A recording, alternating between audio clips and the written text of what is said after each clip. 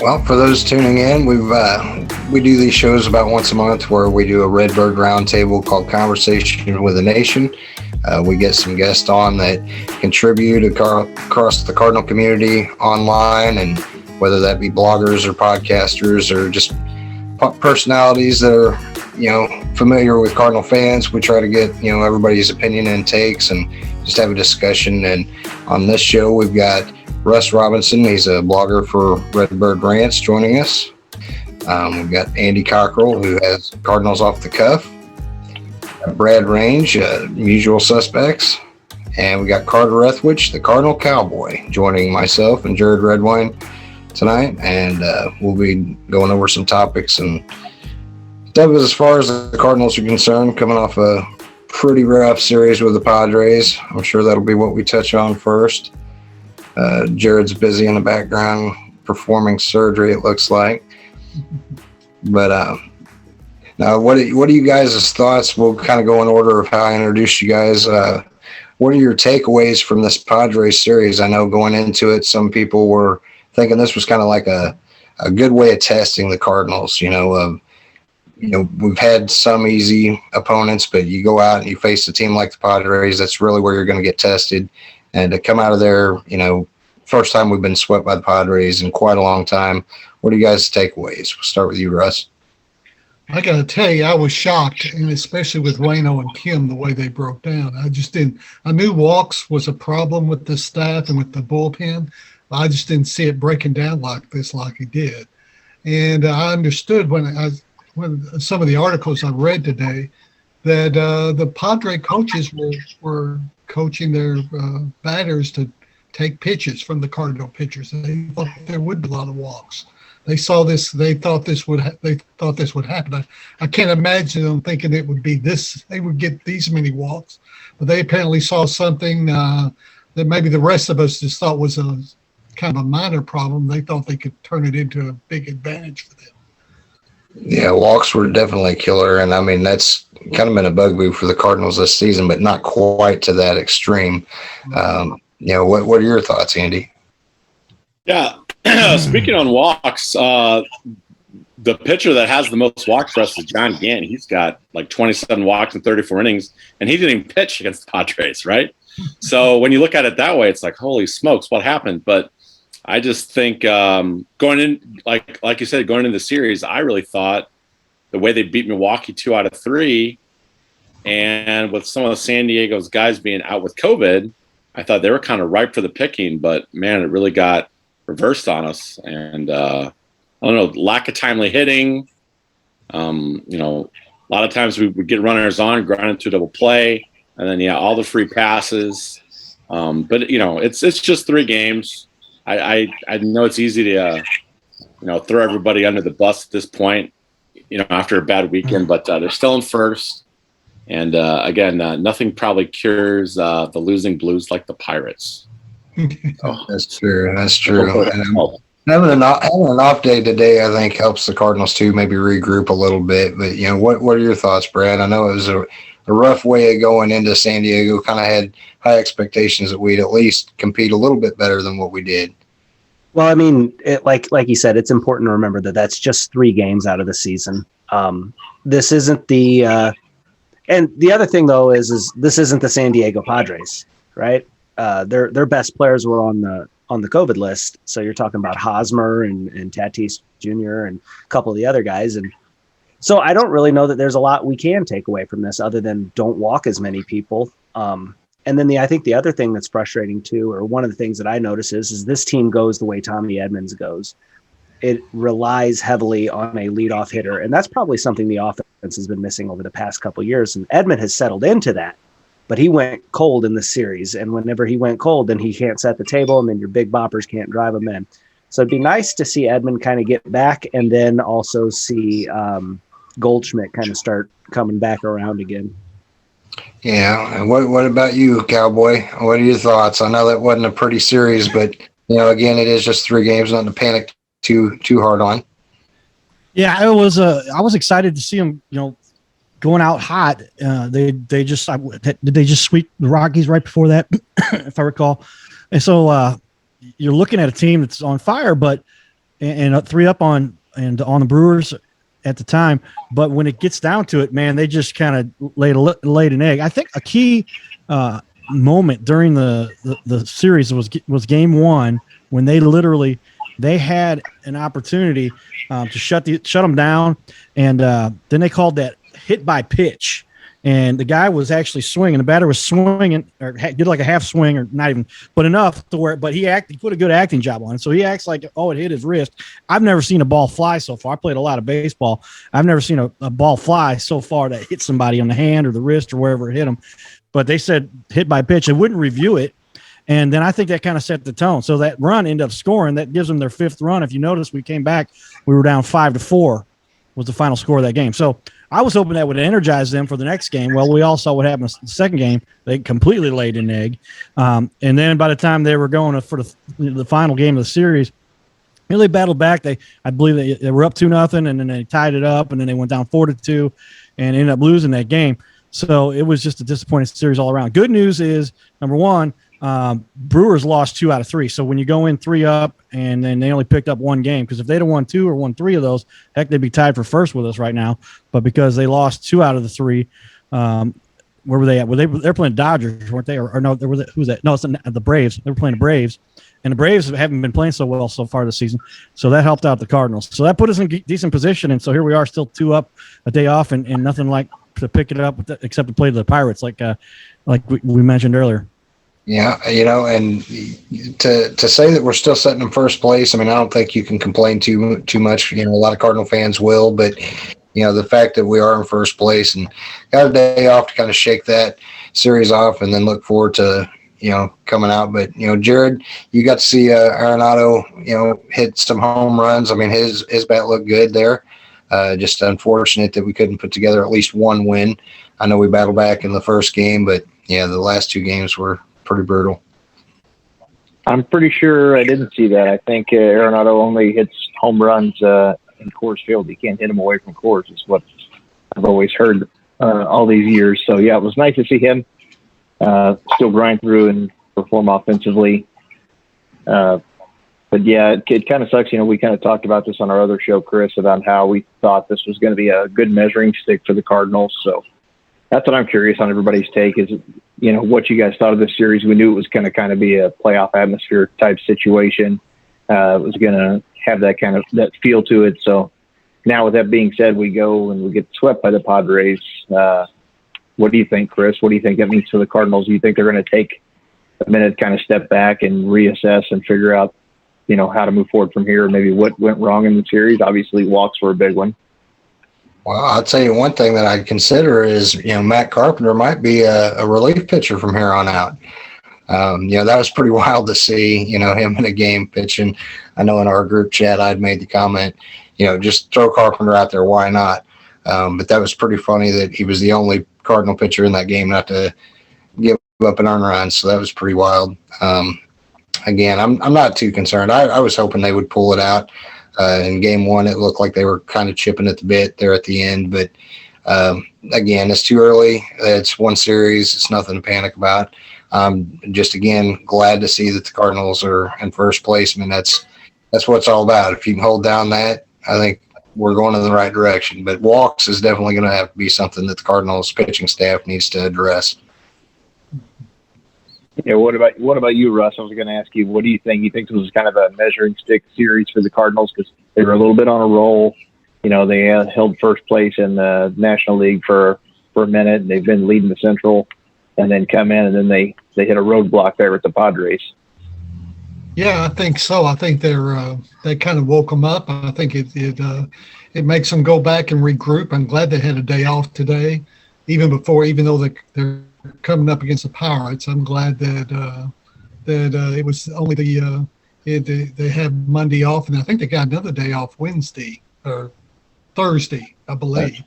I think they got 2 days. Yeah, off. we have a 2-game set with the Pirates, and then off, and then the Cubs. Then the Cubs, so they have some time to regroup. I can't believe Kim and Wainwright will repeat their performances. This is a young bullpen we got to keep in mind. They gave up a lot of walks too. That's a young bullpen. The only really veteran in the bullpen is Miller, and we know he's not very consistent. So it's a pretty young group of guys. So they got a lot to learn. I guess that's the final point here. Yeah, what about you, Cowboy? What do you think about this series with the Padres? Are you a little concerned with how the outcome was when we got swept, or you think it's still, early in the season, we're going to get a second chance at them, and maybe they use this as motivation going forward? Yeah, I mean, a couple of precedents that sets. Number one, later on in the season when you face them again, and Padres are expected to be there. I think they're record-wise, we're tied with them. They are behind the Giants over in the West. But, when you face them later, they're going to have that feeling, hey, man, we swept these guys earlier. And especially it's been 10 years. We talked about it. It's been 10 years since the Padres actually have swept the Cardinals. So it just sets a bad precedent. I think Schilt does a good job of managing his guys. You come into the season was kind of up and down. At one point, we were in last place for like a game or two. And now we're within 3 or 4 days. And, everybody was within a game or two of each other. And then we're back at the top. Now, that proved that we can get there. The real reason, our question is, can we sustain that? And it looks like they've maintained that. A lot of the experts talk about you really don't have a sample to make a judgment like that until you've been about a quarter of the way through the season, which is about where we're at. So hopefully they can pull this out, because I think they're going to see the Padres again later on in the postseason. We got beat by them last year, but we didn't have quite the squad we have this year at Arenado. And when Hicks comes back in time, I think we could be a real contender and could win, certainly win our division, but hopefully win the National League. Yeah, no, that's good input. And we'll now swing over to the guy that he can do this all day, Captain America himself, Brad Range. Brad, what did you think of the Padres series, and most of all that Machado slide where we just found it recently got suspended over? What were your thoughts on the series and that play in particular? Well, I don't put too much stock in a 3-game series as far as a measurement on how you're doing on the season. All that can change. We saw that in, 2019, whenever we played the Nationals. I mean, I think we wrecked their shop, most of the regular season. Then when we got in the postseason, they killed us. They absolutely bowled us over. So it's not really too much concern for me as far as that goes. I'd like to see more consistency out of the team. I think that when they're hot, they're really hot. But I think whenever they go cold, they go really cold. And I don't like that. That bodes poorly for a playoff run.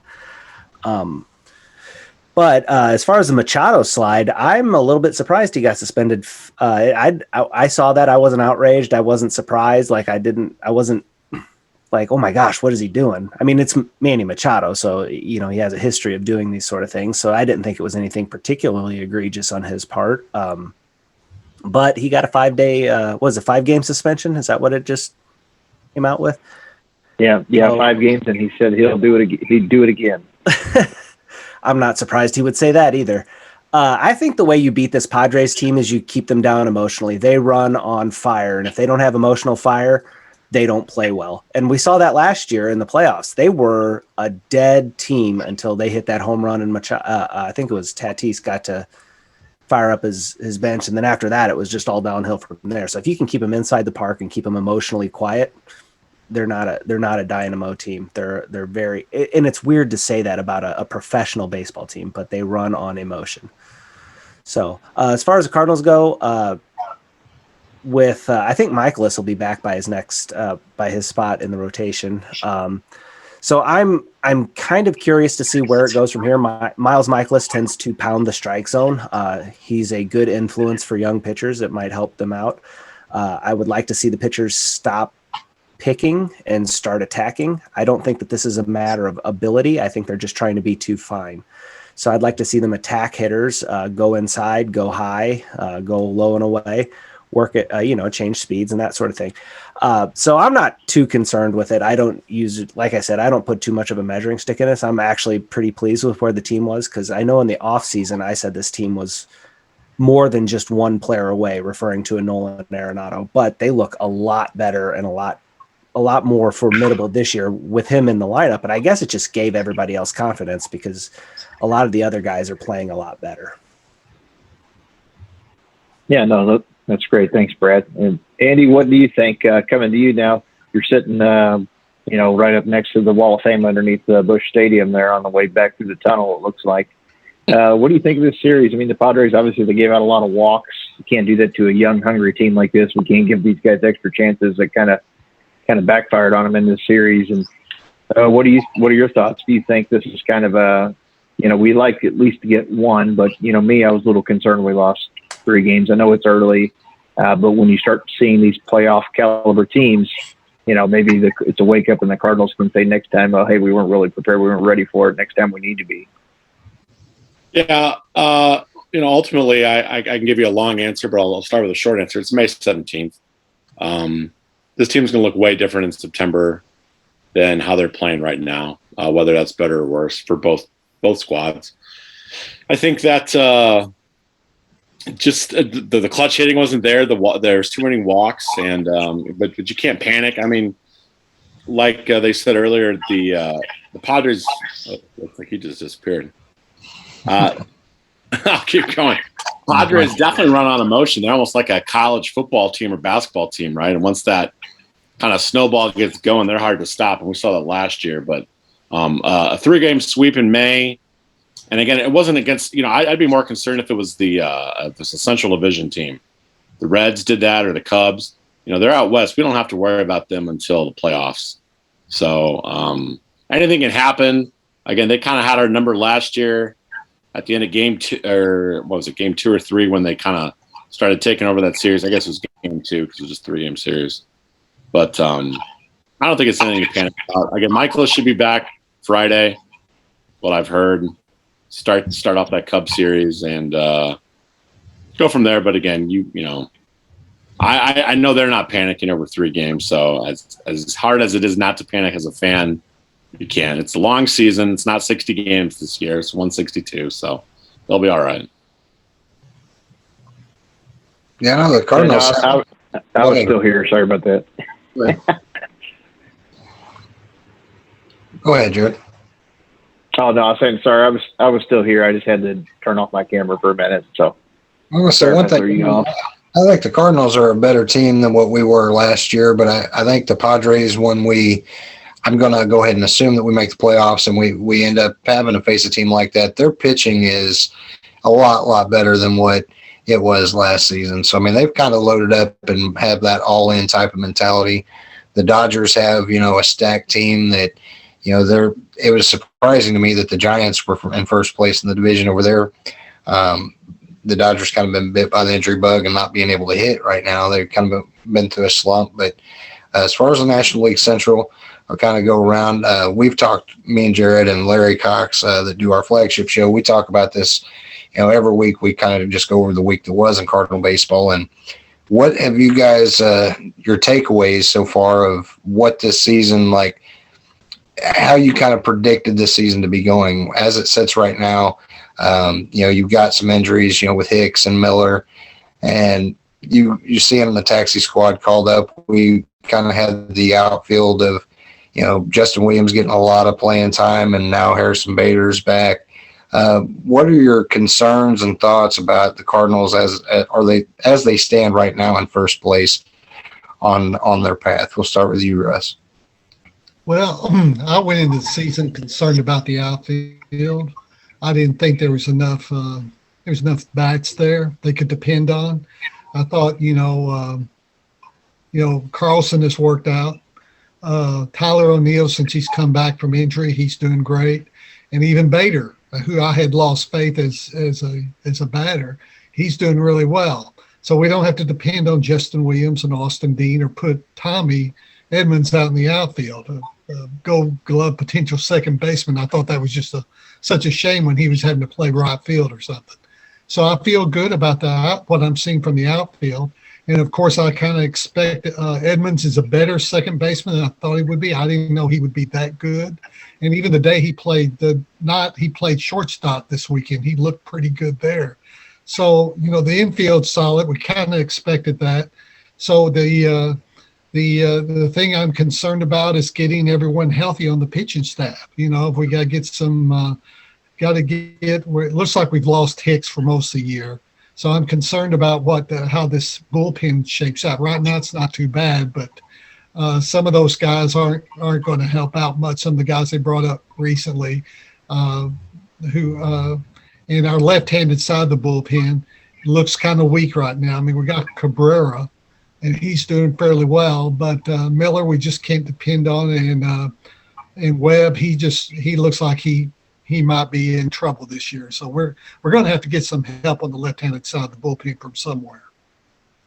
Well, Andy, I'll go with you. I mean, coming into the season, I think all of us had high expectations, especially getting Arenado, that the Cardinals would, be front runners in the division. We might have, a little bit of worry with the Brewers and maybe the Reds. I don't think anybody was concerned too much with Chicago and Pittsburgh being the bottom dwellers. I think that was about how we rounded things out. But, what are your thoughts with some of the injuries going on, then guys stepping up like Tommy Edman becoming your prototypical leadoff guy, playing great defense, and slotting Carlson in? Just your overall take right now of how the Cardinals are looking.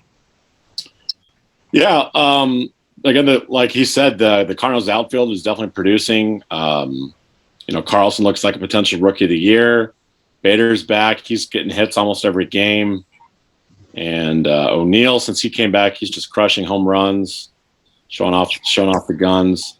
But I really feel that Tyler O'Neill's expiration date might have hit. It seems like every year he has one or two bad outings, and that really skews his ERA. But normally he's pretty reliable, and I feel like his bad outings are almost outweighing his good outings. Webb has more walks than innings pitched. He has 14 walks and 11 2/3, and that is not going to cut it. It just simply isn't, especially with the way he throws. It's not like he's Cabrera and he's a flamethrower. So I think they're going to need some help in the bullpen, and Hicks going down doesn't help. Reyes has got to cut down on his walks too. Reyes' walks numbers are pretty high. He has like 19 walks in 21 innings. So bullpen just got to get control of it.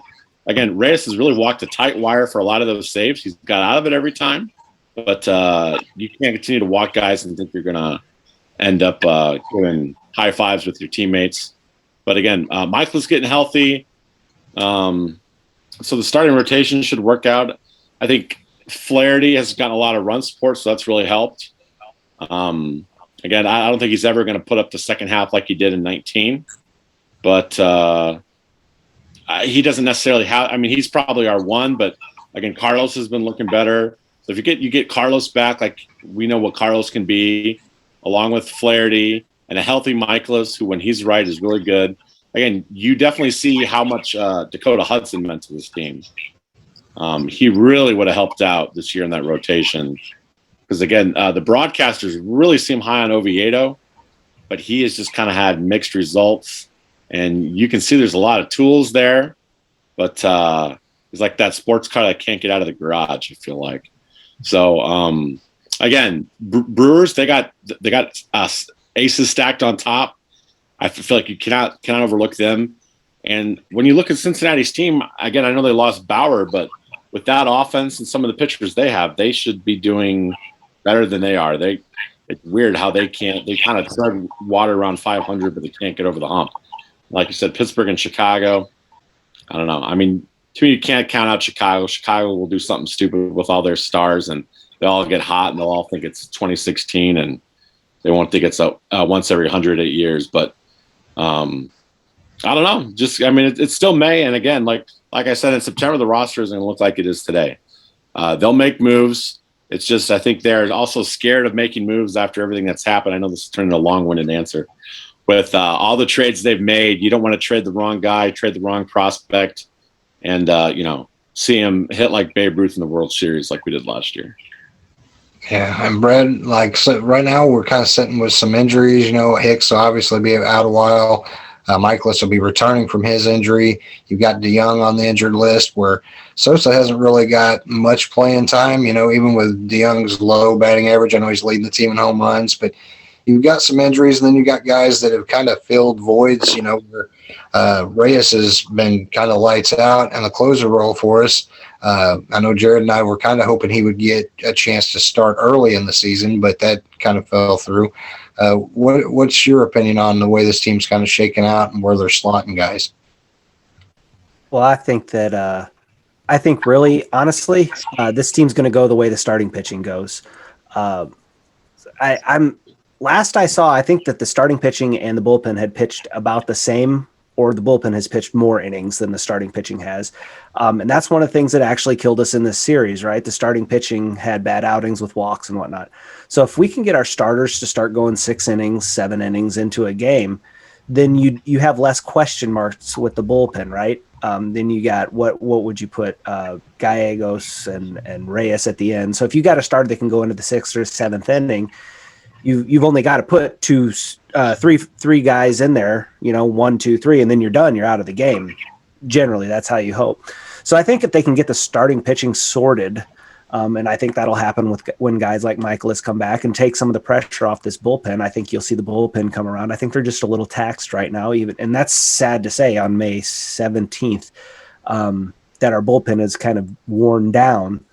But it's early in the season, so they're not worn down; they're just worn out. So you can, with a couple good starts, you can get them some rest and get them back on the right track. And then as far as the outfield goes, I couldn't agree more. I'm pleasantly surprised with the outfield. I always thought with Bader defense plays, I thought that this team is built around pitching and defense more than anything. And if you look at our infield, you have Gold Glover at third, a Gold Glover at first, a potential Gold Glover at second, and a potential Gold Glover at shortstop. Paul DeYoung came pretty close. And then in the outfield, you have a Gold Glover in left field, runner up for a Gold Glove in center. That's a lot of Gold Gloves and potential Gold Gloves on this team. And don't forget the Gold Glove at catcher, right? So the team is built around pitching and defense. And we saw the San Francisco Giants have a lot of success with that. And I think that's the route the Cardinals are trying to go. 4 or 5 runs, hold the team down. But for that to work, the starting pitching is going to have to be there. And that's really kind of the big question mark early on in the year to me. So, but I think they've kind of figured out the order. I think they figured out where guys are going to fit. I think that, Tyler O'Neill has kind of sealed up left field. For a while there, I thought maybe when O'Neill came back that he'd have to battle Justin Williams, but Justin Williams kind of fell off and O'Neill came back hot. So I think O'Neill settled in at left. I think Carlson settled in right, and Harrison Bader naturally settled in center. And then the infield is what the infield is, because that's what it's going to be, because those are your good players. So I think that they kind of got it figured out. We're kind of looking at what it's going to be. The only question mark is that starting rotation. What will it be like when Michaelis gets back, and will they be able to find the strike zone? Cowboy, what's your thoughts? I know, at the beginning of the season, it was like feast or famine with this offense. It was like put up 11 one game and couldn't score for a game or two, and that's kind of been something that's bothered the Cardinals for a couple of years now. But they're starting to get in a little bit of a groove, and pitchers went from not being able to go past 5 to they've had some good outings, and then back again now where it's struggling and taxing the bullpen. What are your thoughts of the way this team's stacking up right now? Yeah, I mean, it's coming together. A little bit of a lull here we saw with the Padres. Pitching is always key. I mean, I don't know how many years I played for a team, and we'd have a stacked lineup, but we'd face some team that had one ace pitcher, and that's all they really had, but they could stick up against anybody.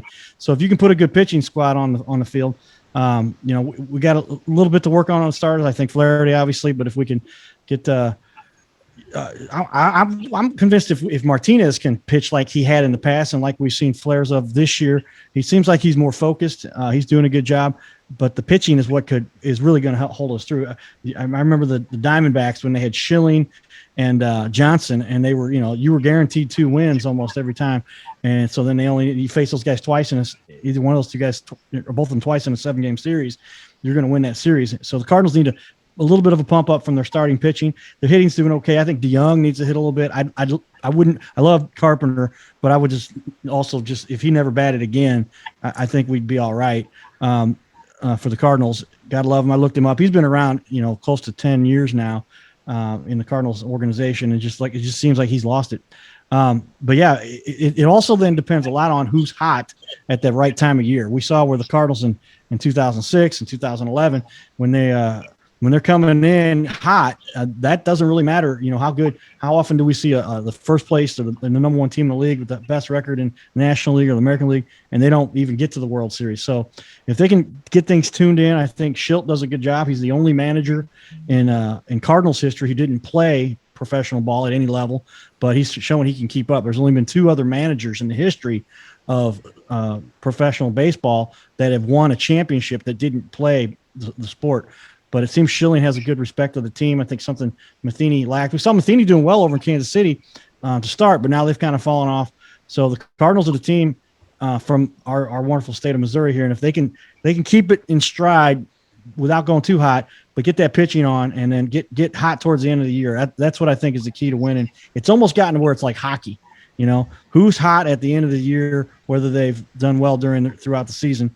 And I guess it has a lot to do with now where there's 3 and 4 rounds of playoffs, and you get in that first one, you get in on a wild card selection for a 1-game playoff, and then you pick it up from there.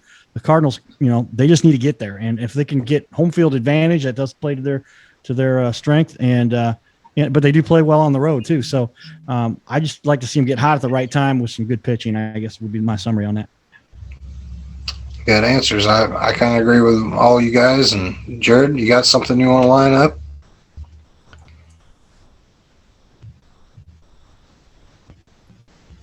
Yeah, I had to do some switching around. You guys can hear me good, I hope now, or better. I just want to run through a couple people real quick. Mark Lionberger, he's watching. Randy Nolting, Jody Goldman, William Norman says, "What's up, guys? Hello." Joey Childs, Aaron Maddock, Linda Nowick. I think I already. Yeah, Bill Lyons. He thinks it's too early to panic, right? With a question mark. Apparently, if you guys don't go to our group every day, it's one loss is panic. The season's over. Trade everyone. Scooter Forrester says, "Go Cardinals." Duffy's watching. Lily Dalton says, "Go Cards." Billy Ray Inman. Bill Sims is going to predict a sweep of the Pirates. Really going out on a limb there. You should probably head to Vegas. Bill, throw some money down. Let's see. Julie Lube says, "Go Cards." Parker Benya, Guy Huntley. No real questions yet, but you have to. Son of a gun. I'm not doing that. How quick the fans forget we just went 13-4 over a 17-game stretch. Mm-hmm. We do definitely have the most spoiled fan base in baseball, and I know we can all agree on that. I mean, yeah, we'd like to come out and win every game too, but some of the fans that, and I'm not trying to dog our fan base, but man, it is where were these fans at in the 90s when we had some rough outings, and if we would have had Facebook and Twitter through some of these rough patches, I cannot imagine they would be calling for everybody's head. So it's amazing. Now some of it is justified. I mean, I'm not a proponent of calling a player garbage. Like Matt Carpenter is struggling like crazy. I hate to hear anybody say he's garbage, but I can say that I do agree with the takes of you're batting 100. It's hard to justify having your bat in the lineup. I mean, Chris Carpenter, I think at this point, could come out of retirement and have a 100 batting average. But as unfortunate as it is, I mean, it is what it is. We've got him on the team. We joked before that we have more people on the roster now than what we used to. So it's just pretend the Carpenter's taking that one extra roster spot that we didn't have years ago, where it was just a 25-man roster.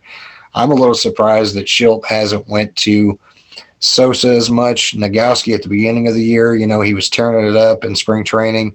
Come up, he did get the injury, but it was like Schilt kind of let his bat go cold, and I was a little surprised there, where I knew they were going to give Carpenter every chance to kind of snap out of the slump, but it's just kind of is what it is. How much of it do you think is Schilt and Gersh? Kind of like we heard in L.A. with Pujols. Pujols upset with Madden not getting at bats, but it turned out to be more the front office not wanting to play him. How much of that do you think is maybe the front office, not necessarily Schilt, playing guys? Jared, I'll let you take that. Yeah, my opinion is I don't think it's any. I think it's all pretty much Schilt. I think they're letting him do what he wants to do. Mo and Gersh have always been the kind of guys, especially Mo's the kind of guy that likes to just shy away from that type or that side of the game, I guess. Having a hard time catching up today. But my main question I wanted to ask you guys is thoughts on Pujols with the Dodgers. Obviously, everybody wanted to get him back. Cardinal Cowboy, now he's with the Dodgers. What are your thoughts on El Hombre, the machine? He's playing for L.A. now.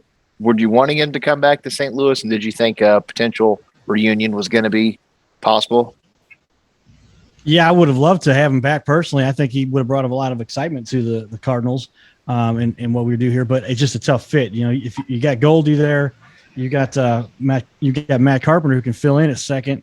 I mean, I guess the argument you could put Pujols at third a little bit, or maybe in left field and hide him out there. But Carpenter's hitting a lot less than Pujols is hitting, but Pujols, he did well. He's hit 5 home runs so far, and I think he does fit all right in for what LA is trying to do. I hate to see him go to LA, but the Dodgers do a good job of helping us win the National League Central a lot of times, so maybe he can contribute a little bit over there. But to make that happen again. So I think it's great. I just don't see that he's a fit. I think they will end up doing one of those things like they've done to a number of players in the past where they come back. I saw where Ichiro, I was just looking him up. He went to play for the Mariners for 2 games to finish his career, right? I think it was supposed to be 1, but it ended up showing up on the stats as 2. I looked at it the other day. So I think he'll come back to the Cardinals as something like that. If not, maybe Carpenter does move out, and you could put him in that kind of position a little bit, but you're going to be struggling a bit. I guess you got Sosa on the bench to play second base. So it's feasible, but they got some stuff to consider before they can make that kind of move. Yeah, it would have been nice to see him come back, right, Russ? But you have to think this year with the new CBA agreement, if things go as planned, the designated hitter will be in the National League. So a potential reunion of him coming to St. Louis for a little bit of a farewell tour, if he decides to play next year, and if something can be made, obviously to make that work, it would be more feasible or more viable, way of making that happen after the new CBA comes into effect next year. Yeah, I think it's more of a possibility next year if they do get the designated hitter in the National League. What surprised me about Pujols was the fact that nobody. He ended up with the Dodgers. We were all surprised, but I think that's a sign that nobody really wanted him. There weren't that many offers. We kept hearing he wanted to go somewhere since he couldn't play for the Angels every day or was just going to be on the bench. He wanted somewhere where he could contribute, but apparently there wasn't anyone who really wanted him that much, even in the American League. So the Dodgers was his best option, and they were desperate for bench help. So I just didn't see how he could fit with the Cardinals this year. We'd all love to see Pujols come back as a Cardinal, finish as a Cardinal, but it just didn't seem like it was a good fit this year for St. Louis. So I really didn't expect the Cardinals to make that much of a push for him, and I don't guess they did. Yeah, and you also have to think too, Andy, swinging it over to you, is this year now a lot of people probably haven't clicked in and realized yet now that Albert has signed with the Dodgers, which in my opinion, I thought he signed with another team relatively quickly. I expect him to be out there on the market for another week or so, but we are going to see Albert back in Busch Stadium this year when the Dodgers come to town. And I think a lot of people probably haven't registered that fact yet. I'm sure Cardinal Cowboy will be in the stands, but what are your thoughts on another, at least we'll get to see him at Busch Stadium one more time, right? Yeah, he's coming back in early September. And again, I think Pujols just made he didn't want to move anywhere. He just chose to live in the same city. It was kind of an easy choice, right? Didn't have to leave LA. I still think there probably were teams after him. Yeah, I hate moving. I hate moving myself. Exactly. Yeah. I'm sure he would have done it all himself. He would have had to pack everything, dishes and all that stuff. Albert he had a lot of work to do. Well, you got to remember when Pujols ended his tenure in St. Louis, there's as many articles about Pujols as there was his wife, Didi. So it'd be silly not to think that old Didi Pujols didn't have something to do with this move as well. So Pujols had to come back, and it was kind of cool. Hit that home run on that Saturday game against the Cardinals and off Hudson, and they gave him the standing O, and that was kind of surreal. And that Pujols finish of the bat, it just seemed perfect. And well, now he'll be back again, and again in September, it could be meaningful baseball, I would guess, for both the Cardinals and the Dodgers. But again, it's like if we don't have the DH, obviously this year, if we get it next year, it's just like he was off by a year, because we could have used him in 19 with the DH, could have used him, or 20, could have used him in 22, but he got released in 21, and like everyone's said, it just was not in the cards. Nice play on words there. Yeah. Yeah, Brad, what are your thoughts on Albert? I know we wanted to see him come back too. The Cardinal Nation, says we're paying for Fowler, and he was on the Angels till he unfortunately got hurt. We're paying Carp, we're paying Andrew Miller. He's got this horrible blister on his toe, so he's still in the IL. That they might have to amputate his leg because that blister is so horrible. That was a joke about the amputate. I saw your eyes go up there, Andy. We're fine not seeing him pitch anymore. Is it infection? It's take the leg. Such a bad blister. He's been already out for 2 weeks. Keep coming up with injuries for him. Yeah, we're paying all these guys this money, so a Pujols reunion would have made sense at the major league minimum. The Cardinals could have easily made that money up, with merchandise sales or just extra buzz and fanfare around the stadium. Which your thoughts on Pujols not making it? You think we got another shot next year? Well, yeah, I think we have a shot next year. I don't think this year was the year. My first thought when I found out he went to the Dodgers is he's not going to look good in Dodger blue. He just won't. He looks good in red, be it Angels red or Cardinals red, but he looks good in red, and Dodgers blue just isn't going to work out for him. But you try to stop and think, where would he fit in with the Cardinals? We had this idea of, I don't know if you guys had this thought, but it's like, yeah, Cardinals sign Albert Pujols at the league minimum. They bring him back. They win the World Series. Then Yachty, Waino, and Albert ride off into the sunset, and you close the book on that chapter in Cardinals history, right? And which would have been great. It would have been awesome. But it's not real life. He has to have a spot to fit in this lineup. And I just didn't, at the time he was talking about wanting to start, and playing time was a big issue of why he wanted it out of LA. And I didn't see where he was going to get it with the Cardinals. I just didn't see it. You've got a Gold Glover first baseman, a Gold Glover third baseman, Gold Glove left fielder, the three positions we mentioned, and Albert Pujols isn't going to play over all those, which sounds really weird to say, but that's just the way it is at this point in his career. Now, would he have been a valuable bench bat in a mentorship role? Yes, absolutely. But they just didn't have a spot for him. And so to me, he's thought, well, I don't have to move. The LA Dodgers are as good as any team out there right now. I have a chance of winning another ring. I'll just go on them, and maybe I can get a couple home runs in there, get closer to that 700 mark, and maybe win a championship. Who knows what'll happen next year? I do agree with Cowboy in the thought that they're going to bring him back, whether it be a one-day contract to retire as a Cardinal, or maybe they get him for a couple games at the end of the year next year or something like that. They'll bring him back. I think he'll be back with the Cardinals to retire. I think that he goes into the Hall of Fame as a Cardinal, but it's just unfortunate that it didn't work out. It would have been cool, but I just didn't see it happening. So I never really got my hopes too high on that, just based on what I was looking at with this team. Yeah, and I agree with you. There's no spot for him at all. There's not even that mentor role is not really even available when you've got guys like Waino and Yachty, and even Carp to a degree has already said he has accepted that role as being the mentor guy on the bench. So they didn't even really have that spot for him. It would have been nice, but we talked about that also, Chris. Albert playing for someone else just kind of tarnishes his legacy a little bit. It's kind of odd, how with Waino and Molina at the beginning of the year, they just said wearing a different uniform wouldn't look right. They wouldn't even feel right. Even if, Waino was playing for his hometown Braves, he didn't feel like it would look right to him. He wouldn't feel the same. So hopefully, he's able to do a little bit of damage. I don't see him getting a lot of playing time with the Dodgers either, because they don't really have a spot for him. I know he was batting cleanup today for his first game, but unless he just, sets it on fire, which, Albert will be a man determined, Chris. If anyone is going to try to prove people wrong and be determined to, make them look bad or like they were wrong about him, it's going to be Albert Pujols. Yeah, as bad as, I don't want to see him in Dodger blue. I mean, at least it's not Cubby blue. It's one of those things where when we heard he got DFA'd, it kind of come as a shock, the fan inside wants to say, yeah, bring him back. Obviously, at that point, I think he had more home runs than Carpenter had hits. So you thought, well, hey, this isn't going to hurt the team any.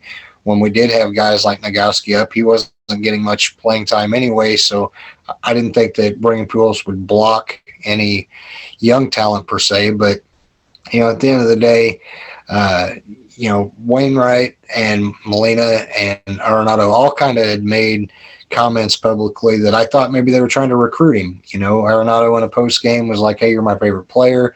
Yeah, he goes on Instagram, you know, with the whole holding up each other's jersey. So you think, hey, maybe there's some recruiting going on here.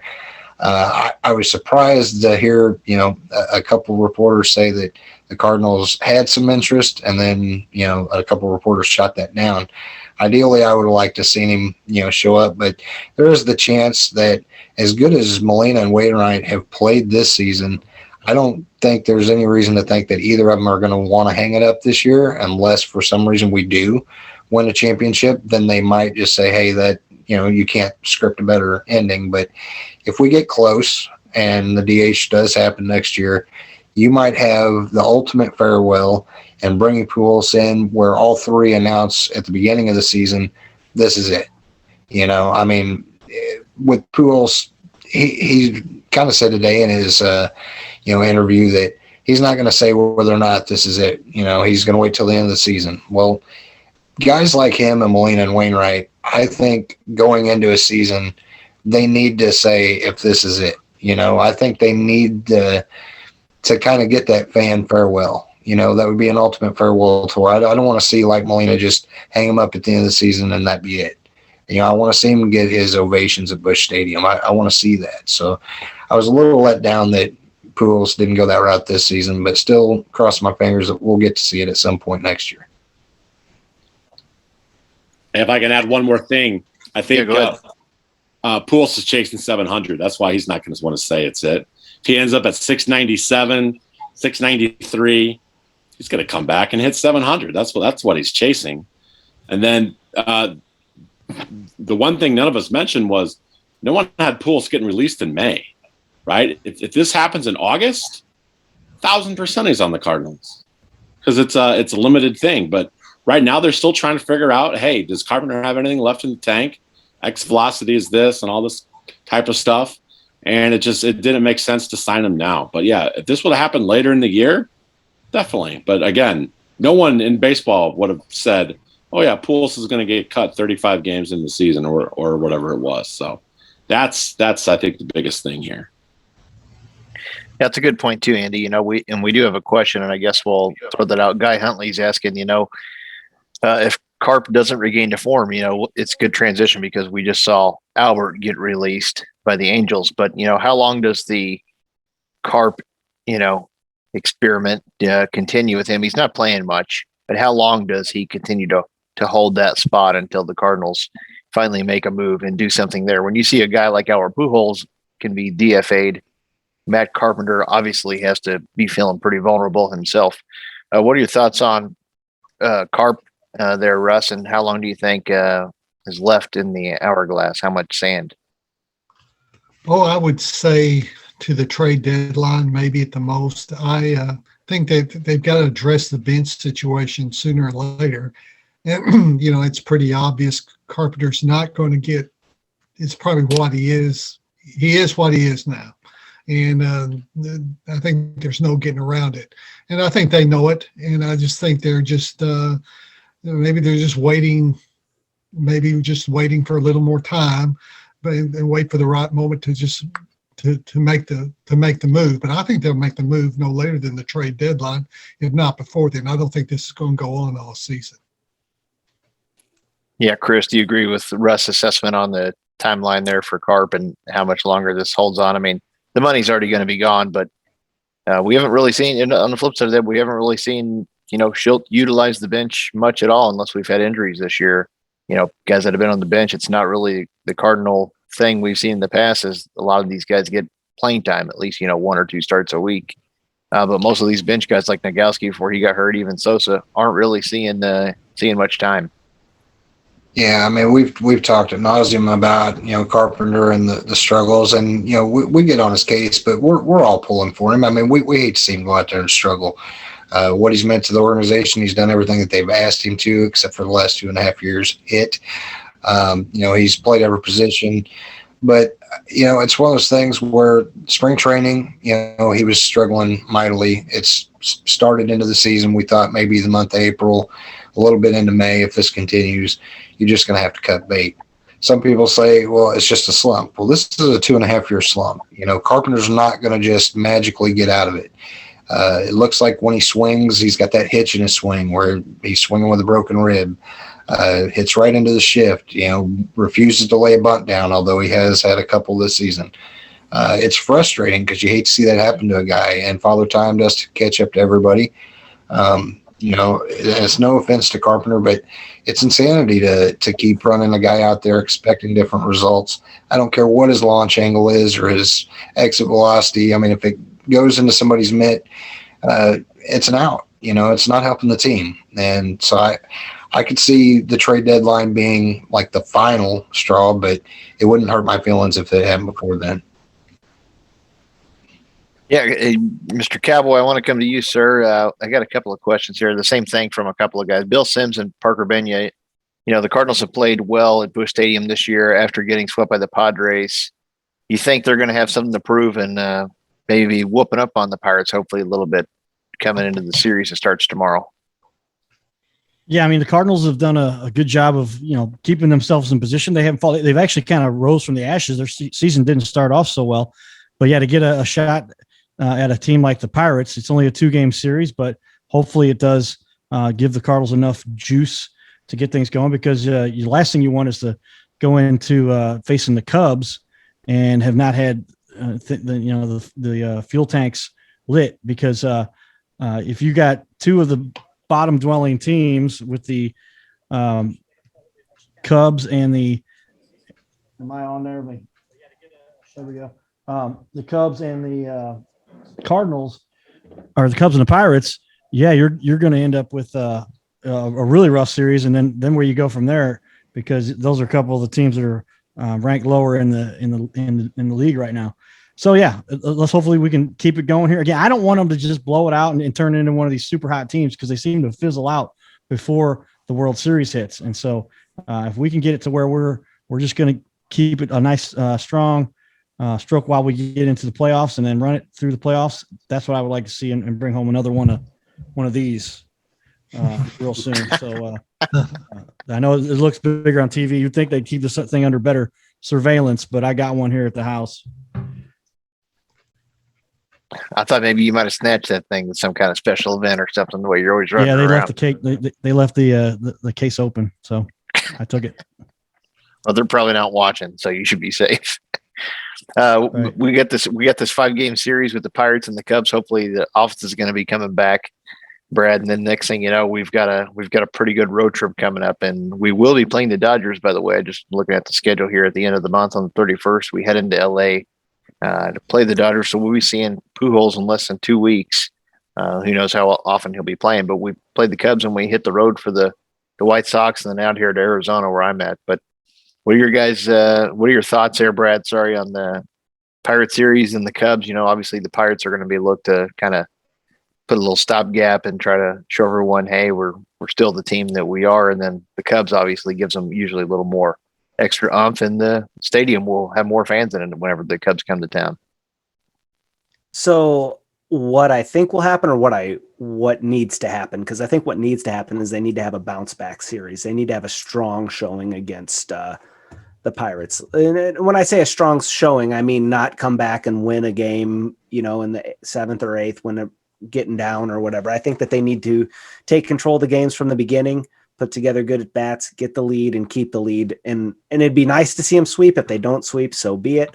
But it'd be nice to see at least 2 wins on this bounce back, if not 3.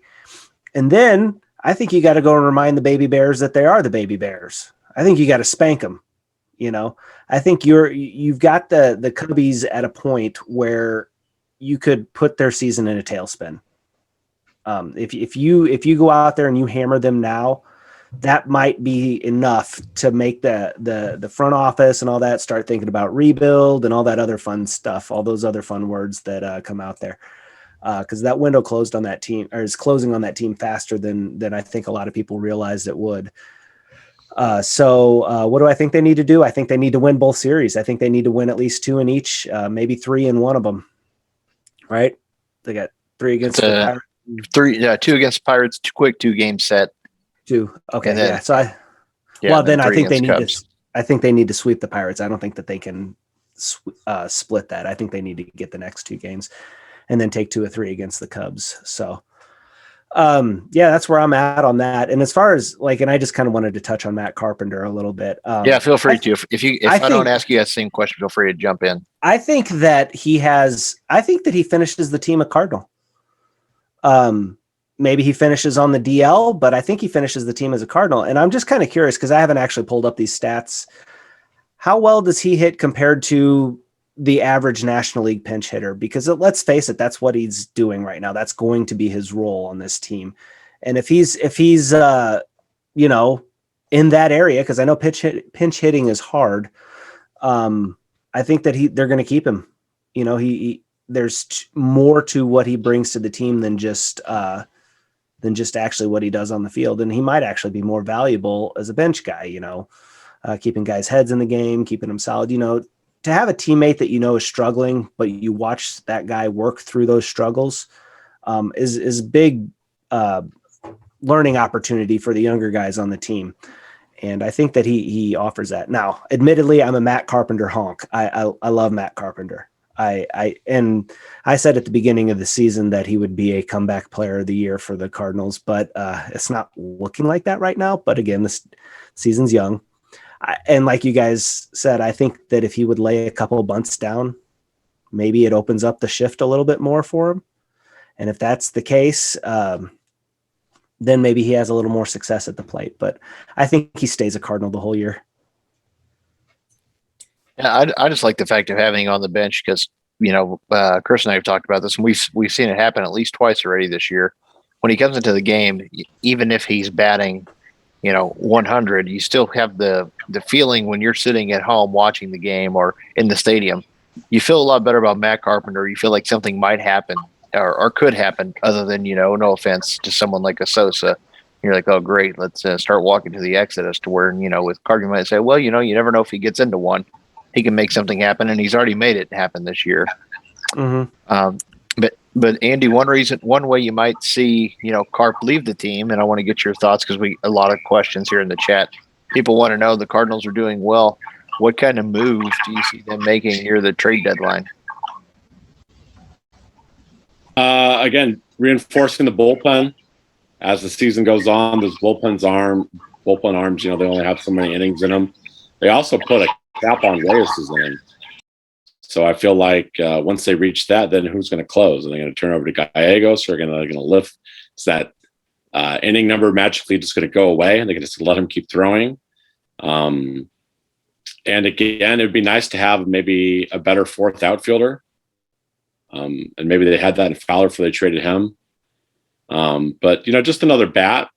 I think DeYoung, ever since he broke his wrist, he just isn't right at shortstop. I know he'll have a 3 or 4 game stretch where he'll carry the team, but then he'll have a 10 game stretch where he's just almost nothing, looks lost. And then back to Carpenter. You can't blame Matt Carpenter for this. He had one hot month and Mozeliak gave him that extension. So I really feel like that was totally unjustified and was totally reactionary. And wow, he's got the salsa and he hit all these home runs in every game and all this stuff. And here, let's give him an extension. And that was the issue. But yeah, it's just a gamble though, right, Andy? I mean, he plays well 2 years after that. And he's playing like he was when he got the extension. Then the Cardinals are smartest front office in baseball. They snagged him at a hell of a deal, and just that's just the way the contracts work sometimes, I guess. Yeah, his numbers were trending down though. I mean, if you look at the past 3 years, he had that hot month, but his numbers have been trending in the wrong direction. So I don't know. I still feel like that's probably a move that if you got a real answer from the front office, they would say, yeah, they're probably not a big fan of that. So I know as far as moves that the Cardinals could make, Russ put out an article of a pitcher, Brad Hand, that could be of interest for the Cardinals. I mean, obviously I think Max Scherzer would be the national that we'd all like to see the Missouri boy come home. But that was a good piece that you wrote about Brad Hand maybe being somebody that Mozeliak and them look at bringing in. Yeah, he's they signed him to a 1-year deal. So in the rotation's not doing anything. So I think he'd be very available by the trade deadline. I think they're going to need help. It'd be helpful if they could grab him before then, because I think they're left-handed side of the bullpen. Like I said earlier, I think they're in trouble there. So they need help there. Yeah, I mean, Genesis Cabrera, I like what that kid's got, but it seems like, and maybe not just appearances, but the fact that Tyler Webb gets warmed up 8 days a week, it's kind of like the old, Mike Matheny and Matt Bowman type of love affair. It's like you're going to him again. You're just going to run that arm into the ground. And Andrew Miller, I don't think, even if he comes back from this blister on his toe, that he's going to give you anything from the left side of the mound. So, yeah, a move like Brad Hand, I think that would definitely help this team out. But kind of like what – go ahead. Chris, they don't have anyone else on the 40-man roster except some kid named Bernardo Flores. I mean, he's a lefty, but he has a 13 ERA in the major leagues. Not a lot of experience. So they need help if they're going to go anywhere. I think on the left-handed side. Yeah, I think it's too soon for them to go to like a Liberatore or Thompson. They're going to let those guys stay down there and season up. But like Jared said, as far as moves, getting made, Brad, do you see anybody out there that the Cardinals might be kind of interested in that might get them a little bit over the hump as the season continues? Man, I haven't actually really thought about that too much. I'm just kind of more focused on what they're doing now. What they usually do, they'll probably get a bullpen arm. I think a left-handed bullpen arm would be ideal, but I think they'll find somebody. Might be a righty. I don't know who that is. I couldn't tell you because there's a lot of season left to play. A lot of people are looking at the Nationals licking their chops right now, but I mean, don't forget that they were bottom dwellers early in the first half of the season when they won the World Series. So we don't know what's going to happen in the second half. So it's kind of, I don't know. To me, it's right now they need left-handed help from the bullpen. They need maybe another starter. That really just depends on how, Martinez or even Wainwright or whoever, how they hold up. Right. And maybe if you get another starter, then you got that left-handed help in the bullpen if you move KK to the bullpen. So there's ways you can move around and kind of have this, but I don't see them moving KK to the bullpen unless you get like a Max Scherzer. And I don't know how you can get a Max Scherzer without giving up more than what the Cardinals would be willing to give up. But yeah, I think right now it's just too far in the future to kind of predict who it might be because so much can change between now and then. So if they make a move, they'll probably pick up a bullpen arm, but they might do what they did last year and just stand pat. Yeah, I could definitely see that. I mean, we've talked a lot about the Cardinals having this plethora of young arms, and whether that's guys like your Junior Fernandez or your Oviedo or Whitley, you've got so many arms in house, and then with the taxi squad that I don't see that going out and getting somebody unless it is somebody like a Brad Hand that is proven that is going to contribute right away. I don't think you need to go shopping for a stopgap type arm when the Cardinals do have so much young talent that they can slot into those spots. I mean, Helsley looks lights out at times. Gallegos looks great, but occasionally they get roughed up. And then when you've got guys like Ponce de Leon that they kind of thrusted into that starter role, and I think he kind of pitched his way out of it, and whether that's inflammation in his arm, it was inflation in his ERA ultimately that sent him down. But, Cowboy, what about you? You think there's any glaring holes that this team might need to address? Yeah, I'd have to agree with you guys. Previous commentary, there's a lot of proven history where the Cardinals don't do much, right? It was a long, drawn-out episode to get Arenado here, and so once they pulled that trigger, boy, that probably is taking care of us for the next 4 or 5 years. So they like to rely on their minor league system, and they've got enough arms down there that they could probably pull that off for a little while. It's just a matter of, are they going to start getting hot? I think as a team, if they can, as a cumulatively get hot and a Schilt can lead them, then you're looking for that run at the end of the season, and that's when it really matters, and that's when it counts. So I don't see any big moves. There's not known for that. They've kind of got enough spread around. Their biggest issue is the walks ratio. I think they're number 1 in walks. We talked about that a little bit. They're giving up the most on bases, the pass balls, hit by pitches, and so you're just giving away free passes. That'll, they're talking about. I think it was around a quarter of those guys they put on base scored runs.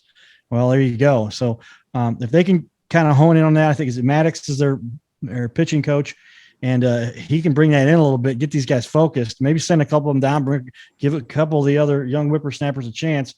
I think Avedo's doing a good job. You've got Woodruff. Woodford. Woodford. That's right. Woodford. And he's kind of come out of nowhere. I didn't follow him much, but you've got a number of arms out there, and they got to get focused. The biggest issue I have, and I saw it, the biggest problem I saw recently was when they had the hit by pitch that was obviously a foul ball. They wouldn't review it for whatever. Then they didn't turn around and bounce back from that. And that's a bad indication that if there's going to have other hurdles like that, I mean, that's life. And if they've got to learn to bounce back from that. I want to see somebody with a little fire. I want to see somebody get a little pissed off. I don't mind seeing a guy throw a helmet or throw a glove or throw a bat if it shows that they're in the game and they're serious, because a lot of these guys, they get their big salaries and they just kind of walk through it. And the Cardinals aren't known for giving those big salaries, but they get, you just don't want to get complacent. So if they can turn it up and show a little fire, I think they could do this. Yeah, I totally agree. Jared, you got anything you want to send their way? Yeah, I'm going to go to Russ first. But Russ, I want to ask you, we're talking about trade deadline moves, and we figure the Cardinals are going to make some kind of bullpen move. My opinion with the Cardinals is that they always seem to be a little hesitant to call up some of these guys that could make a potential impact on the team. But as far as left-handed pitchers, we've got Thompson and we've got Liberatore that are already in AAA. How long does it take the Cardinals, you think, to call one of them up instead of making some kind of move? The answer could be down in AAA. Yeah, I don't see them calling up. I think I'm with Chris, Liberatore, Thompson.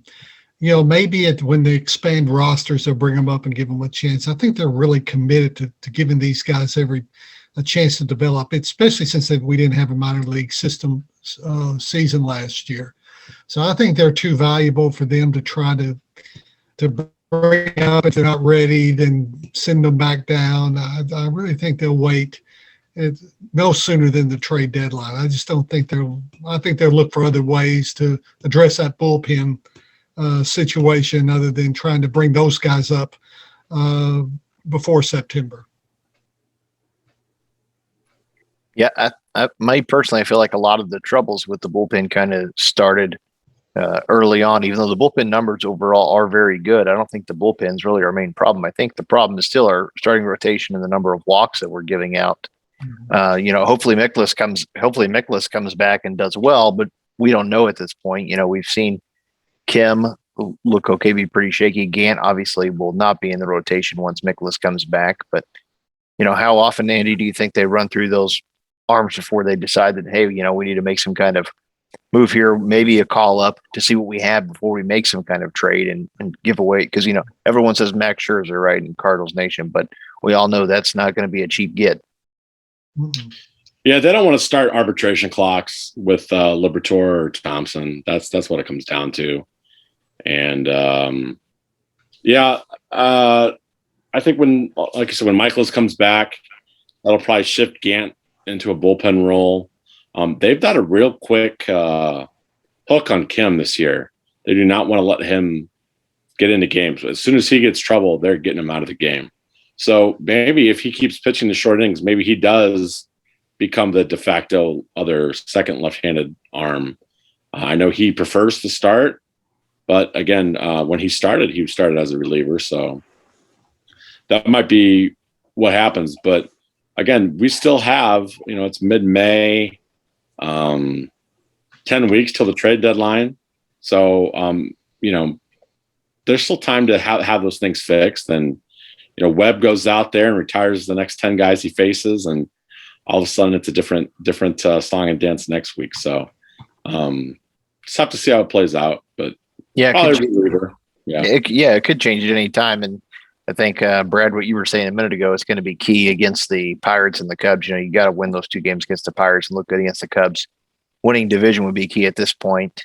But, we just said, we feel like we were just talking about spring training, 2 weeks ago.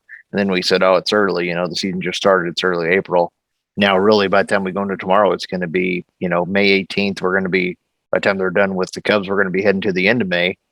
So, hopefully, that rotation with Mikolas coming back starts to be solidified. But what would your be if you're the manager, Brad, tomorrow? What do you immediately do, or what do you put your focus on as far as where the team needs to improve? Consistency. I think that's it. I think that's this team's biggest problem is they're either hot or they're cold. And it was with the hitting for the longest time, and you had consistency with pitching, and now you're kind of seeing that with the starting pitching, right? So at the beginning of the year, they weren't too hot. They were kind of cold. Then they got real hot and they pitched really well, and this team was really good. And now, we've had 2 starts. Yeah, 2 starts where it wasn't good. And I just kind of hope that they're not going into that, inconsistent up and down and up and down and up and down sort of thing, If I'm the manager, I'm telling guys to focus on staying within themselves and not trying to do too much and to trust their teammates. It's okay to take a pitch and then let the next guy knock you in. You don't have to hit a home run every at bat. Sometimes a base hit is good enough, that sort of thing. And, kind of get my guys focused on being consistent, not so much as being the hero. So if I'm the manager, that's what I'm looking at. As far as the lineup goes, I don't know that there's much I would change with it. I think I would leave it alone. I don't know that there's any improvements you could make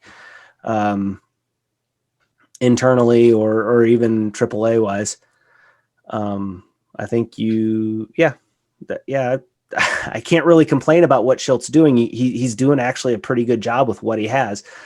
My complaints with him are like whenever he leaves Ganton to bat and then takes him out the next inning, he doesn't get the out or the next 2 outs. It's like, oh, come on. You got to be able to do that. Of course, you got to remember he's got a plan when he does that. He's going to leave him in. He's going to come up to bat, and then he's going to come in and he's going to get 2 outs, and I'm going to bring this guy in. I do want to ask you guys this question, though. This is something that we were talking about, left-handed pitching. Is a left-handed arm out of the bullpen as important as it used to be with the 3-batter minimum now? The left-handed specialist, to me, now has kind of changed form, right? Because you're not going to bring him in to face that one left-handed guy and then take him out. That guy's done. Your left-handed arm out of the bullpen now has to be able to get guys from both sides of the plate out. So if you stop and think about that, I think KK kind of fits that role, right? He can get lefties and righties out. Now, they need him as a starter. Don't get me wrong. But if they would pick up a starter, he can fill that role. So anyway, that's kind of where I'm at. No, that's a good question. I would have to agree with you. The lefty bullpen arm is definitely not what it used to be, in the days of old, or days old for me, I'm going to say, like Tyler Johnson and, we had, Scrabble and those guys where we pretty much had to have 1 or 2 of those left-handed guys. Our Choate, was serviceable for quite a while. We had a lot of those guys that seemed to do fairly well. Miller just hasn't been that guy. So I think having that guy's kind of went away.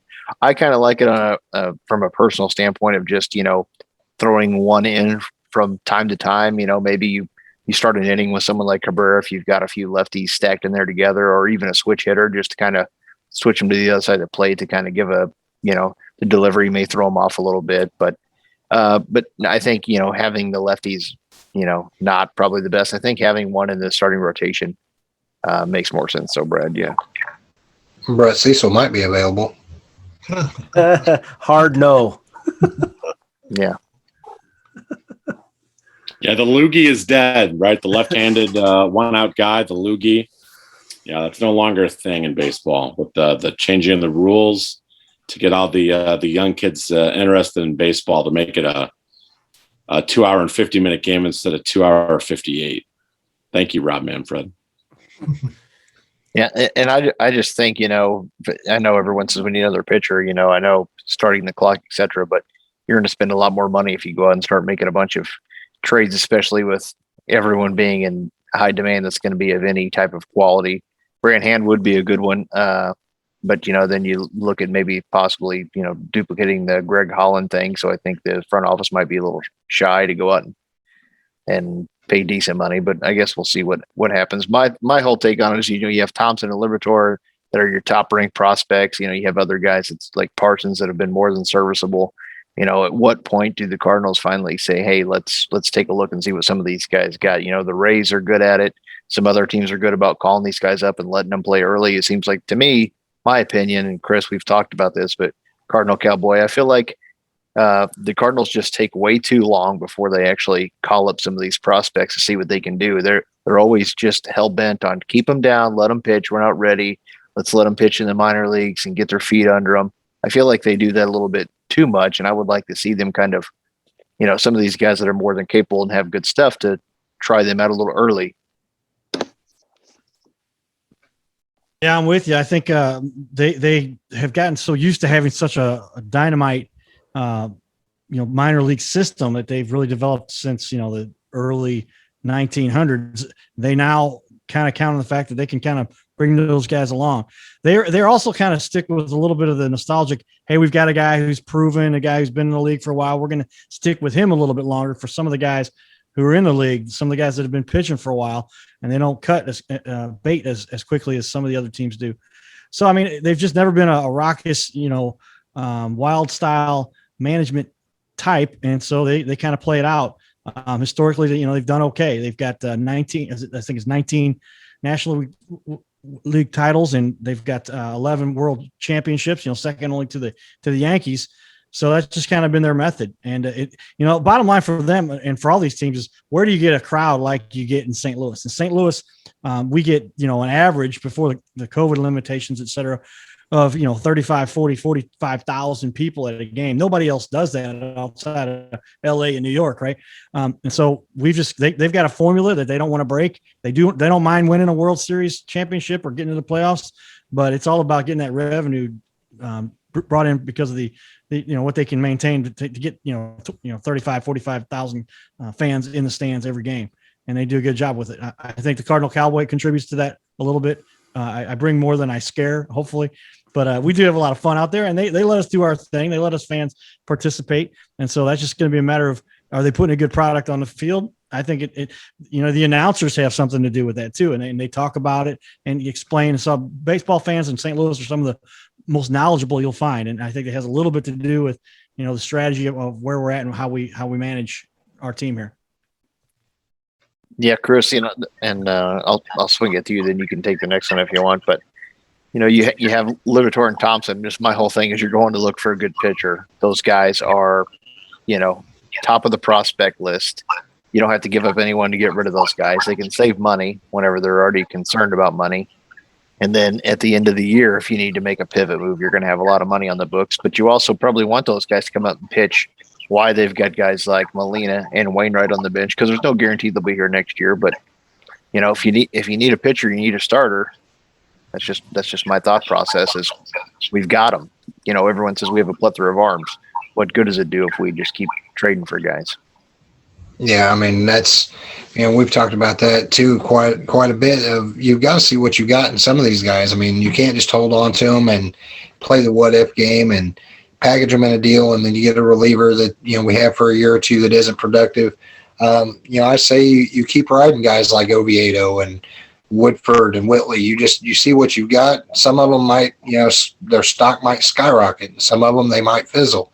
But at the end of the day, you're giving them a chance to pitch and play, and you can see what you have in them. Because I think it's only fair to some of these guys too, that you've invested this much time in, having them in your organization, drafting them, and give them a chance. I mean, a guy like Gomber, I hated to see go. I loved what we got in return, but I want to see some of these guys get an opportunity. So, pitching isn't something that, obviously, it's going to be something we'll need in the postseason.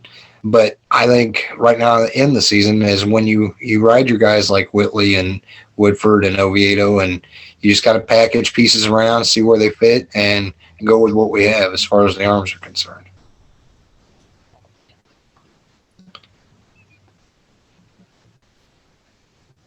Go ahead.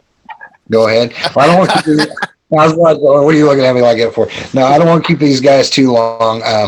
This will be the last question I'll ask. I know it's probably a easy, least valuable player for you guys. I'm sure Matt Carpenter is probably at the list, but he might not be. I'll let each of you give, at this point in the season, who do you think is the least valuable Cardinal and your most valuable player? Because I think right now there's a case to be made for several that are carrying this team that might have been a surprise, whether that's Tommy Edman or a young gun like Carlson, or it might be Arenado, Goldschmidt, Yachty. That's the ageless wonder. Just kind of want to get you guys' take on who you think the most valuable person right now on the Cardinals is, and if you want to give your least valuable, do that too. I'll start with you, Russ. Oh, thank you. As far as the most valuable, for me, it'd be between Arenado and Edmonds. I would probably go with Arenado because it just seems like he's come through like we've expected him to. As far as the least valuable player, I hate to say Carpenter because that's just that's like shooting fish in the barrel there. I don't know. Maybe it's Miller. Andrew Miller, he just hasn't come through for us. So I'd go with Arenado as the most valuable and Andrew Miller's the least. Yeah, I can definitely see that. Andy, what do you got on that? Yeah, most valuable player. I was leaning towards Yachty, but Kisner filled in so well when Yachty wasn't there, and his catching ERA is quite low. Not trying to take anything away from Yachty, he's the GOAT, right? You can't. But probably Arenado. I feel like Goldschmidt's going in a little bit. I mean, he's had some big hits, but his numbers probably aren't where he would want them to be. And player. Probably Dexter Fowler, right? We're still paying him, so he's technically under payroll. he hasn't done a single thing for us.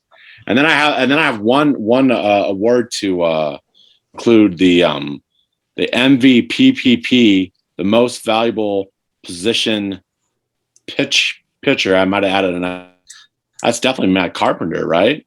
He has a 0 ERA, no runs. So he's definitely the most valuable position player pitcher. I think it's MVPPP. He also leads the pitching staff in home runs as well. Yeah, wait a minute. Andy, he's a lefty too, right? I think he throws right-handed. Did he throw right-handed? Yeah, he throws right-handed. Oh, well, hell, forget that. Yeah. Just think of prior years when he had to give everything he had to get the ball from third base to first. Yeah, has a hard time making. The funny thing was when he hit that guy and then apologized to him, and I'm like, I'm sure it didn't hit. It was like 50 miles an hour. I was the former Cub, right? Mr. Caratini. Yeah. Mr. Personal Services catcher himself. Yeah. Yeah, I apologized. I'm like, I'm sure that didn't leave a dent. I think you're all right. But Brett, I'll ask you, least and most valuable Cardinal player at this point in the season. Well, let's start with the most valuable one. To me, it's Tommy Edman. He does it all, right? I wouldn't be surprised if he drove the taxi. So he's your leadoff hitter, right? He can play second base. He can play right field. He can play shortstop. I think without him, the offense doesn't get started. He starts it off, and we saw that in the Padres series. He slumped a little bit. The offense scuffled. Whenever he's going, he gets on. That puts pressure on the pitcher from the very get-go. So I think having him as your leadoff hitter is probably your most valuable player. He's the key that makes it all work. And I think if he would ever go down with an injury, there'd be a really big hole to fill on this team, and I don't know who they could fill it with. So that kind of brings me to my least valuable player. And this isn't a knock on him so much as it is they don't use him, is Edmundo Sosa, right? He hasn't really added anything to the team. It's not because he's bad. It's just because he's kind of on the bench. He doesn't pinch hit. He maybe sometimes comes in late for defensive substitutions. But like when DeYoung went down, they brought up Max Morhoff. and he got some starts, right? So that would be my least valuable player, and I don't mean that as mean. I just think he's underutilized. I don't think that they're using him enough, and if they're not using him, why not? Right? Maybe there's something about him that they don't like or something like that, but he just hasn't done anything that makes him a contributor to the team. So that's what I mean by least valuable. So that would be mine. I agree with that. I was starting to wonder if Sosa was the bat boy there for a while because I'm just like, what is he? What are they waiting on to give him a chance to get some playing time? But Cowboy, what say you on least and most valuable player right now?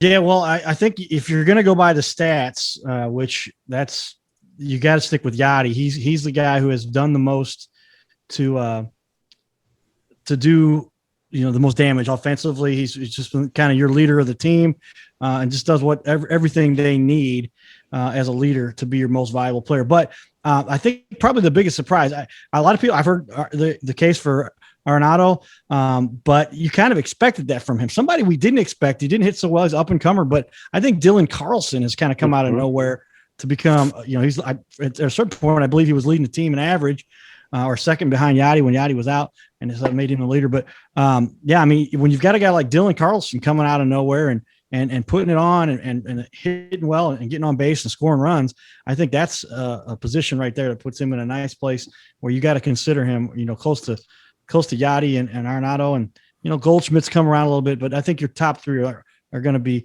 Yachty, Carlson, and then Arenado right now, and Edman doing a great job too. But again, those are your top three. The worst player, I don't know if you count this as a worst player, but I think Manfred has done enough to demonize baseball and just decision after decision, and kind of the way they've handled all of the transition with, the COVID and now the DH, and just the way they're managing the games now with the timing and man, just let them play. Go back to the old school. Get a guy like, where's Bud Selig when you need him? But I think, when it comes down to it, that's somebody who's done the most detriment to the sport thus far. Hopefully he can get his head on straight and get this going. The stands will start to get filled up here. I think they're going to open that up and get they got packed capacities at a number of stadiums. The Cardinals, starting with the Cubs series, I think are going to be up to 60%, 64%, about 30,000 people.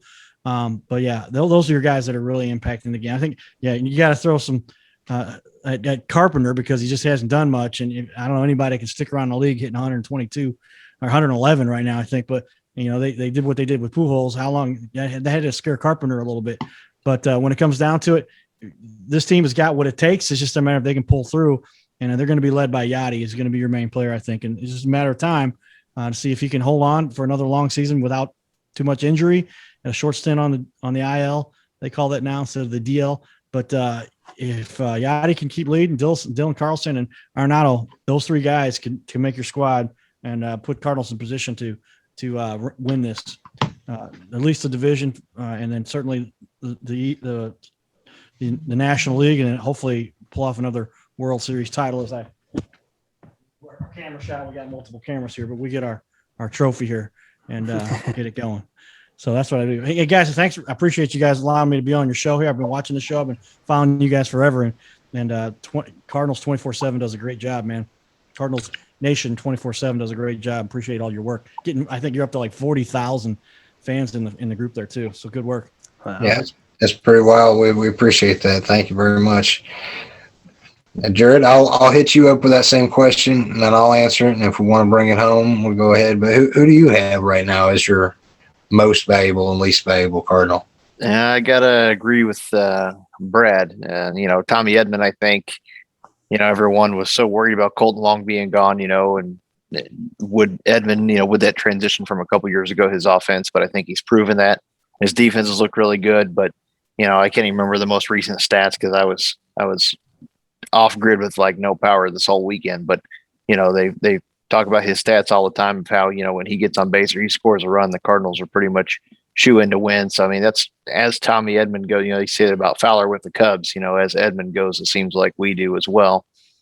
But I'm going to go off of the least value. I'm going to go off people that we're expecting to do well and haven't been. And I'll probably get a little flack for this, but I'm going to go with both of the Pauls. I think Goldschmidt and DeYoung, I was counting on them to perform a little better. I thought DeYoung would be, before he got hurt, was going to come into his own a little more. I know some of his numbers are a little deceiving.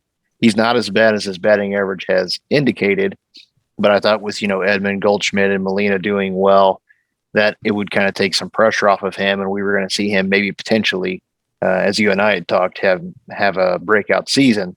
And Goldschmidt this year too, I know he gets hotter when it heats up, but same thing for him. He's struck out a lot, and he struck out a lot on fastballs, pitches down the middle that just kind of throws me off, and I'm not expecting. So, I don't think I'm not saying he's having a horrible year and get rid of him, obviously, but I thought those two guys were going to come in a little more. But guys like Edman and Carlson and Molina, has picked up the pace, so it hasn't been noticeable. And that's the key to this year. Bader has always been a target, and Fowler and Carp and some of these other guys. But if you look down our lineup, a lot of the guys in our batting order are doing pretty well. So, when you have guys like, and he's not this year, he's actually not doing too bad, but Bader or someone that's batting, 200 or less, there's more of an emphasis on it. Everyone's saying, trade this guy, get rid of him, because we can't have 4 or 5 people playing that way. But up and down the order, we look a lot better than we have in a long time. And hopefully it all just starts clicking. I think we can only get better from here. Pitching just needs to be more consistent, like Andy and Brad were saying earlier too, and, cut down on the walks. And, it doesn't matter how bad if the offense doesn't score. If we can't let people score 5 and 6 runs, give them all these free passes. But that's my take. Tommy Edman, my MVP, and the 2 Pauls are my duds. Well, that all makes sense, and if I were to say at least valuable, and I could go with Sosa because he hasn't really brought much to the table, hasn't really been given much opportunity to. Carpenter's just the easy target, on saying least valuable, especially on what he's making this season. But I would probably go with Andrew Miller, because you're paying him a good chunk of money too for very little work. And what work he has had hasn't been very productive either. So that would probably be my least valuable. Most valuable, I'll probably go Tommy Edman too, but I really would consider giving Jack Flaherty that nod because you take him out of this rotation and you're really looking at some guys that we already have guys barely getting through 5 innings. And I know Jack's pitch count gets up sometimes, but he's the one kind of carrying this rotation too, of having lights out stuff and being able to give you a chance to win every game. I know Wainwright gives you a chance to win too, but it does seem like Jack Flaherty, when he takes the mound, he does over pitch at times and has a lot of finesse. But I'll go with Tommy Edman because I think he had some big shoes to fill coming in. Everybody was hell bent that Colton Long leaving was the end of the world. I would have liked to seen them bring him back just because of all the Gold Glove potential and not knowing what Tommy Edman was going to bring to the table. But the way that he's getting on base at a high rate, he's able to steal bases, spray the ball to all fields, has some power, and has turned into the prototypical leadoff guy that really the Cardinals have needed for quite some time. So that would be my 2 picks. Yeah, Chris. Do you want to tell everybody real quick, as the old Cowboy friend of ours was saying recently, you want to give everyone an update on the Cardinals Nation 24/7 real quick, and then we'll go, I guess, around and we'll get everybody's contact information and where they can be found. Yeah, here recently, it's been great that we started this YouTube channel with the podcast in February, and we're up to 850 subscribers, and according to looking on Google, it takes some people up to a year or 2 to reach that. So, we're really proud that so many people have tuned in and subscribed and liking the content that we're putting out. And people can also find that on audio podcasts that are available out there too. But as far as the Facebook page, we've hit 65,000 followers on our Facebook page. That's unreal. We share a lot of content there, like Russ's work from Redbird Rants, and anything that you guys put out content wise, we try to share that out on the page, to help it get viewed and listened to. The Facebook group, which is totally different beast. I mean, that's more the fan forum where a lot of fans vent their frustrations constantly. But in a short time, we're already up to 41,000 members. It's just unreal. I mean, we started this thing 5 years ago, the page and the group, just to kind of have both avenues, a place to share content to, but also a place to let fans voice their opinions. And we've met some great people like all you guys that we've had on tonight. and a lot of fans from all across the world we wouldn't know otherwise. It's really cool to share fandom with so many different people that all have different takes and opinions. Not always the popular opinion, but that's what makes Cardinal baseball fun and sharing fandom. So it's cool to see it grow at the rate that it has, and for y'all to be a part of it. We appreciate all that. Thanks, Chris. We appreciate you. Well, thank you. Yeah. Russ, thanks so much for joining us. You want to tell everybody where they can find you and your contact information, basically? Yeah, listen, I appreciate being asked to do this. And I blog over at Redbird Rants. Check that out if you haven't. There's a lot of other good writers over there that's putting out good stuff. You guys had Matt Graves on here not too long ago. He's really good at what he does. I'm on Twitter as Uncle Frank, FR Robinson 1957.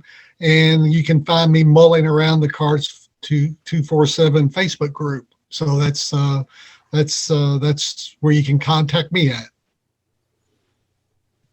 Yeah, we appreciate it. You do a great job, and we do appreciate the content. We're happy to share it for you. Cardinal Cowboy, you want to let everybody know where they can find you and your contact information, where they can see more giddy ups and yeehaws? They can find him at Busch Stadium stealing this trophy. Yeah. Well, I used to have the Cardinal Cowboy fan page, got into a disagreement with Facebook, so they shut that down. But we started it up again just as the Cowboy, or R Cowboy, OUR, cowboysfacebook.com/OUR Cowboy. Almost got that up to 700 likes already, but we've got 40, 50,000 views on that going as it is right now. So we hope that continues to grow.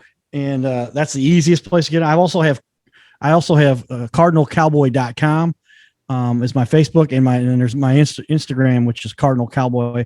Also, you guys can get a hold of me, and I'll talk anything you guys want, as long as it's something positive to help our community. A lot of people do know my story, that I was up and coming prospect, had won the same award as David Freese and Ryan Howard a little before those guys did, and ended up being in a coma caused by a drunk driver. So that's where my method is. And I visit kids at schools and hospitals and all over the place to try to encourage them, because I think baseball gave me the skills to get out of that and come through that coma. So check me out on cardinalcowboy.com. And I can help you guys. Anything you got positive in St. Louis, I'll do it. Wow, that's awesome. Yeah, thanks. And thanks for joining us. Brad, do you want to let everybody know where they can find you when you're not teaming up with America's greatest heroes to fight crime? Yeah. Well, you can find me on Twitter at RangeBrad. That's where I'm most active. Also, you can get a hold of me on Facebook and our Facebook group, facebook.com/TheMutualSuspects.